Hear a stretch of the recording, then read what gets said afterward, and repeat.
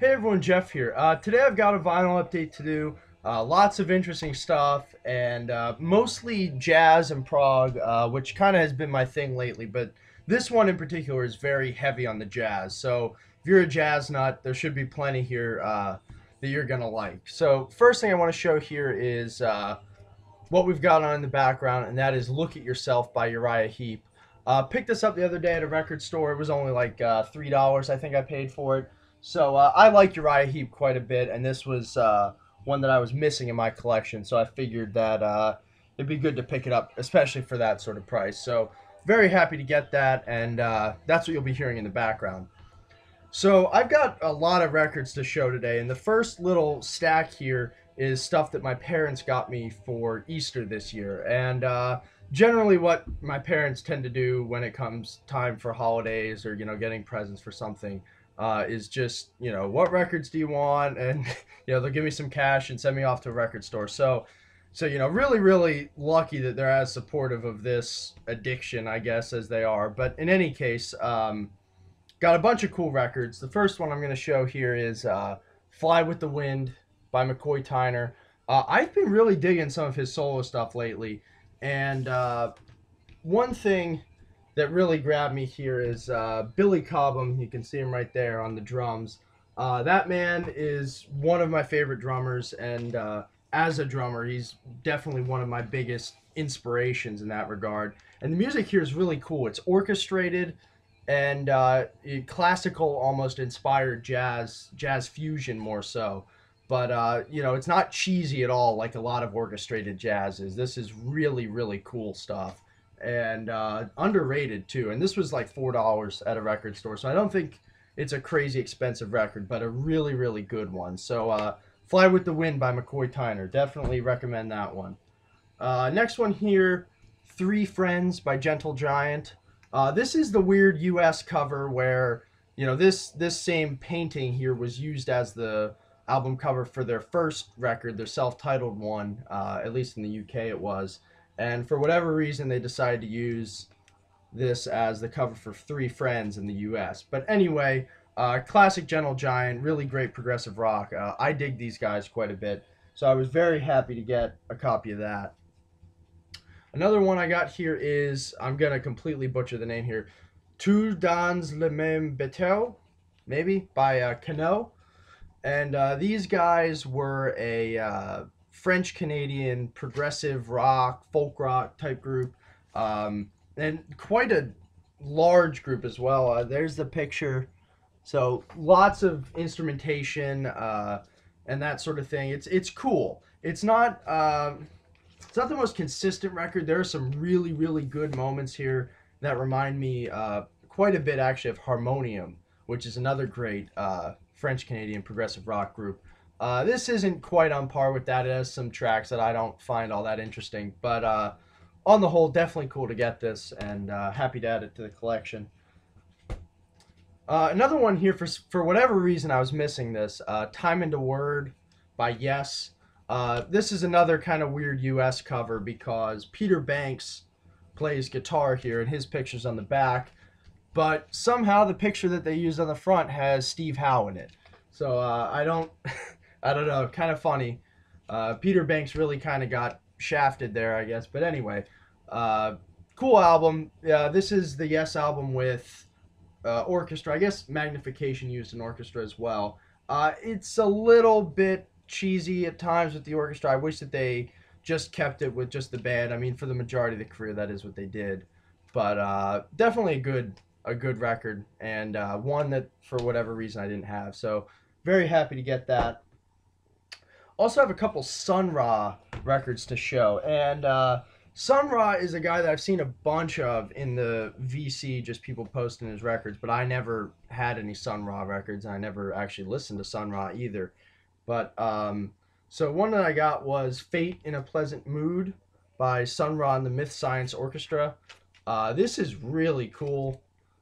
I like what I'm hearing on these Sun Ra records because it's well, at least this one is very rooted in more traditional sounding jazz, but it's just esoteric enough to be really interesting without being super avant-garde or anything. So this is a really cool record. And I also here have Angels and Demons at Play, which sounds very similar to Fate in a Pleasant Mood. I think they were both released around the same time, but in any case, really dig both of these. And Sun Ra has an absolutely massive discography, so quite a bit of exploring still left for me. Another one here is Sun Ra and his Solar Myth Orchestra, the Solar Myth Approach Volume 1, and this is on the Actuel label, which is kind of cool. And in case, his outfit here with the crazy looking hat and stuff, and here he's holding a crystal ball in a very, very weird looking room. In case that doesn't kind of indicate anything, this is a very, very free jazz sounding album. Very, very bizarre stuff here. And honestly, it's not really even all that rooted in jazz, at least to my ears. Has a lot more in common with avant-garde sounding classical stuff than jazz. But this is an interesting record. It certainly doesn't grab me as much as the other two, or at least not on a couple of initial listens. But still cool to get, and I'm gonna certainly keep an eye out for more Sun Ra records. I really definitely dig what I heard. And the last record that my parents paid for my Easter present was Sunship by John Coltrane. This is one that I have been looking for a while and just never managed to find a copy. But this wasn't too expensive at all. I think it was like $10 or $15. So definitely a good deal on this, and really, really good album. This is the type of John Coltrane that really, really grabs my attention.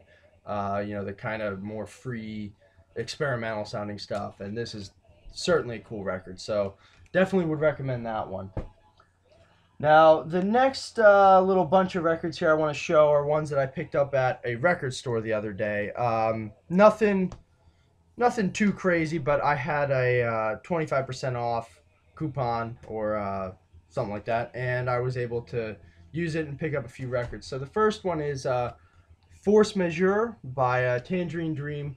When I posted this on Facebook, I mentioned that I'm still upset about Edgar's loss, and I am.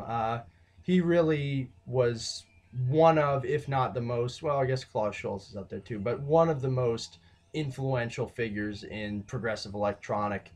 And it's just, he really, without him, it'd be really hard to think of where music in general would be, because it's just a domino effect of how many different artists he inspired, and definitely missed. And this is a really, really cool album. This has a little bit more of a space rock edge to it than some of their earlier stuff, and cool album. And if you get a chance to pick it up, I definitely recommend. I think I paid like $5 for it, so definitely a good deal. Also found a copy of Beat by King Crimson. It's okay. 80s King Crimson for me just isn't totally my cup of tea. Good tracks here, definitely cool guitar work from both Adrian Belew and Robert Fripp. It's a cool album. It's not my favorite King Crimson by any stretch, but I didn't have it, and definitely cool to get that. Another one here, XYZ by Andy Summers. Andy Summers was in The Police. He did actually some collaborations with Robert Fripp as well. This is a cool album. It has a very, very dated sound. It came out in 1987, and it really sounds like it. But it's okay. The songwriting's decent. There's some good guitar work. My issue here is that the vocals are iffy, and the production is very dated. Andy Summers certainly is not as good a vocalist as Sting is, and I just, if this had been stronger vocally, I think overall this record would be remembered more fondly. But as it is, still decent. And if you're a fan of The Police or Andy Summers in general, not a bad record to pick up. Another one I picked up at the record store is Live on Tour in Europe by the Billy Cobham and George Duke Band. I showed this in the video I shot yesterday about my favorite guitarists, and just showing it in the vinyl update. But definitely a cool album here. And the lineup is, so Cobham and Duke, but you also have Alphonso Johnson on bass and John Scofield on guitar. So really just some killer stuff. You can hear that these guys really know their way around their instruments. And this was cheap too. I think this is only like $3 or $2. So really, really nice to get a copy of this and add that to the collection. Now I've got another stack of records here. When I was at a flea market the other day, there's if you look back at my channel, there's this place at Rice's Flea Market in New Hope, Pennsylvania, where it's just a barn with a bunch of, I mean, there's a lot of junk to be honest, but there's also a ton of records, and most of them are junk too. You know, you'll find a lot of like Barry Manilow, Anne Murray, you know, that sort of stuff that just, you know, if you like that music, no, you know, I'm not putting you down for it or anything, but just, you know, it's really, really common stuff, and it's not usually in great shape either. But I found so many gems there just by digging through boxes and boxes of crap, and I really, really scored pretty big when I went there a couple weeks ago, because the guy that I guess sells things there recently acquired 10,000 LPs. So I just, you know, I was like, where are the new boxes? And then I looked through all of them, and I found quite a bit. And, you know, I'm going to have to go back and dig again because I probably missed a lot of stuff. But anyway, I'm not going to show all those records today. I picked up 38, and he sold me 38 records for $30. So absolutely killer. But I'm just going to show the ones that I've listened to so far, and hopefully you guys will dig what I have to show. Lots of really great jazz stuff that for whatever reason ended up there. But yeah, if you do the math, I paid 79 cents each for these. So I got some really killer deals. The first thing here is the Michael Petrucciani trio, Pianism. This is on Blue Note. It's a later Blue Note, but definitely cool to get. I pick up anything on that label if it's cheap and I see it. You know, just I really like the label design, and generally Blue Note has a reputation of putting out some really good records. And this is definitely up there. The musicianship is great. It didn't strike me as all too memorable. I'll have to spin it again. I only listened to this once, but decent stuff, and really happy to add another Blue Note to the collection. So very cool to get that. Another one I got here is Chick Corea and Nicholas Economo, I believe, on two pianos.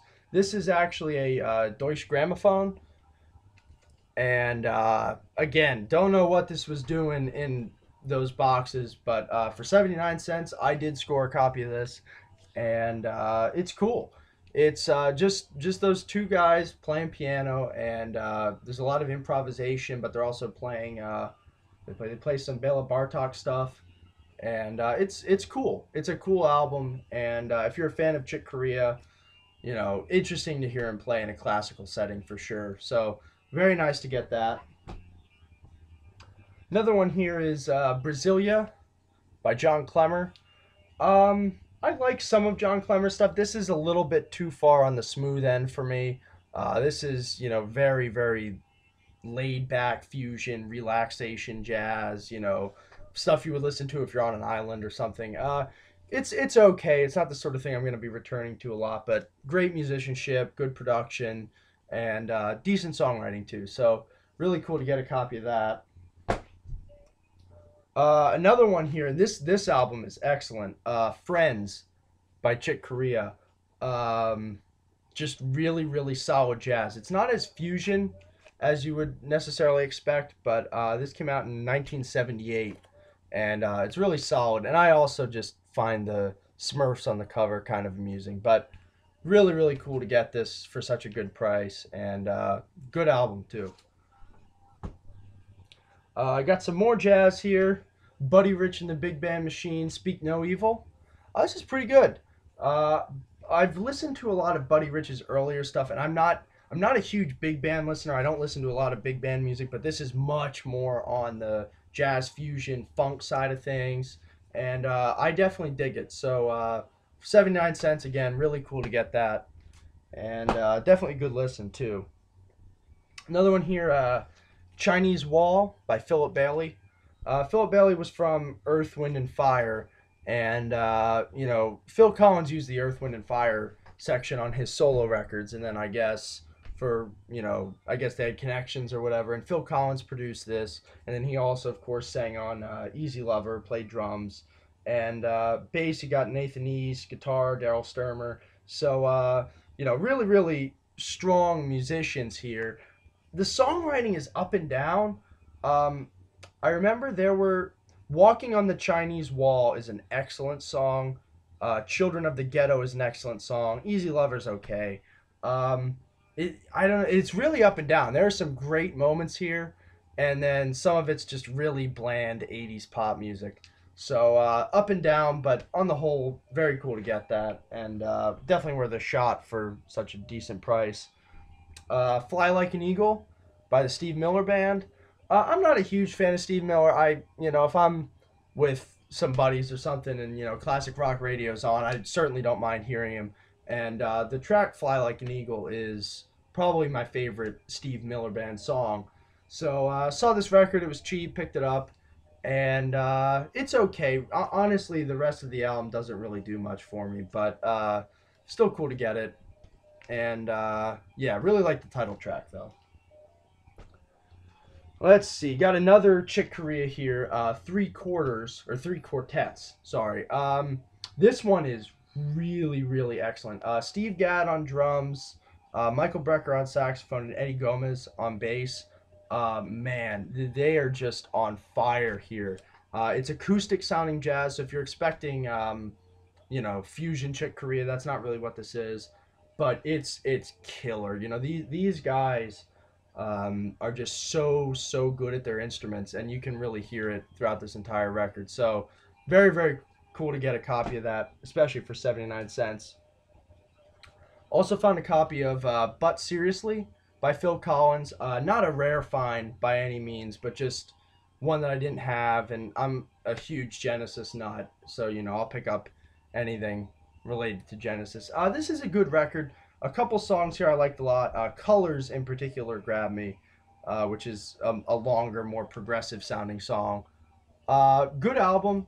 You know, very happy to get this. And yeah, so nice to get that. Someone's calling me over there. I'll deal with it later. "Garden of Eden" by Passport. These guys were a jazz fusion group. This is a really solid album. I've only heard one other Passport record. I believe it was "Infinity Machine," and I dug that one quite a bit. And this one's on par with that. Really solid stuff. And for 79 cents, again, cool to get that. Now, let's see. I've got a couple more here. "Breaker" by Accept. This is actually a flea market find, separate from what I was talking about earlier. I think I only paid like $1 for this too. But solid heavy metal album, hard rock, very cool to get this. Now, I've got one more here. Daryl Anger on violin and Barbara Higbee on piano, "Tideline."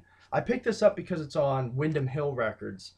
And Windham Hill is one of those labels that I just, if I see it, I usually pick it up. I like a lot of what's on the label. You know, there's some groups like Shadowfax that I really, really dig on that label. But on the whole, I haven't heard anything on the label that I hate. So I generally pick stuff up on that label if I see it. And this is a solid album. It's not something that made a huge impression on me, but decent relaxation music for sure. And definitely cool to get that for 79 cents. Now, these next two here were, and these are the last two records I have to show today. So, geez, already at 19 minutes. "Inside" by Paul Horn. I just knew that Paul Horn was a jazz musician. I didn't really know much about him. So I bought this record expecting jazz music, and what it actually is Paul Horn playing the flute and doing some vocals. I'm assuming it's him doing the vocals inside of the Taj Mahal. So it's kind of interesting. It's very, very um, tribal sounding. It's not really my thing. There's not much going on here. It's kind of just more of an interesting piece than anything else. But cool to get this. It's a unique record for sure, and if you see it cheap, you might dig it. So cool to get that. And then the highlight of that whole flea market dig, for sure, was "Jewels of Thought" by Pharoah Sanders. I have a bunch more records to show from that dig, and a lot of them are good too. But this is just killer. You know, very spiritual jazz, free jazz, that sort of thing. But to find this for 79 cents at a flea market is just kind of unheard of, at least, you know, for me. Really, really just badass in general, you know, the classic impulse spine, all that sort of stuff. So 79 cents, this is just really unbelievable to add to the collection. So very, very happy to get that. And that concludes today's video. Had quite a bit to show, but hopefully you guys dig it, and I'll catch you all next time.